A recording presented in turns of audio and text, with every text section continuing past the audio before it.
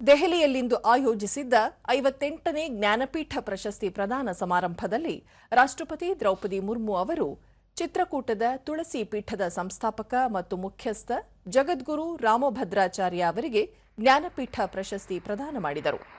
22 ಭಾಷೆಗಳನ್ನು ಮಾತನಾಡಬಲ್ಲ, ಸಂಸ್ಕೃತ, ಹಿಂದಿ, ಅವಧಿ, ಮೈಥಿಲಿ ಭಾಷೆಗಳಲ್ಲಿ ಪ್ರವೀಣರಾಗಿರುವ ಜಗದ್ಗುರು ರಾಮಭದ್ರಾಚಾರ್ಯ ಅವರು 100ಕ್ಕೂ ಹೆಚ್ಚು ಪುಸ್ತಕಗಳು ಮತ್ತು 50 ಪ್ರಬಂಧಗಳನ್ನು ಬರೆದಿದ್ದಾರೆ.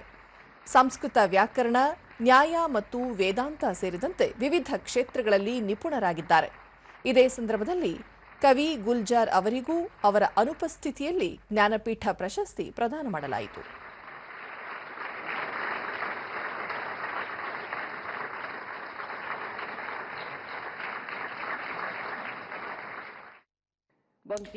ಬಳಿಕ ರಾಷ್ಟ್ರಪತಿ ದ್ರೌಪದಿ ಮುರ್ಮು, ಸಾಹಿತ್ಯ ಸಮಾಜವನ್ನು ಜೋಡಿಸುತ್ತದೆ.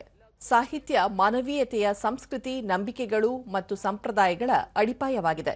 ಸಾಹಿತ್ಯಕ್ಕೆ ಅಪಾರ ಕೊಡುಗೆ ನೀಡಿರುವ ಹಲವು ಮಹನೀಯರನ್ನು ಹೊಂದಿರುವ ದೇಶ ಭಾರತ. ಸಾಹಿತ್ಯ ಜ್ಞಾನ ಮತ್ತು ಬುದ್ಧಿವಂತೆಯ ಪ್ರತಿರೂಪವಾಗಿದೆ. ಇದು ಸಮಾಜದ ಪ್ರತಿಬಿಂಬ ಮಾತ್ರವಲ್ಲದೆ ಸಕಾರಾತ್ಮಕ ಬದಲಾವಣೆಯ ಅಗತ್ಯವನ್ನು ಕಂಡುಕೊಳ್ಳಬಹುದಾದ ಕನ್ನಡಿಯಾಗಿ ಕಾರ್ಯನಿರ್ವಹಿಸುತ್ತದೆ ಎಂದರು.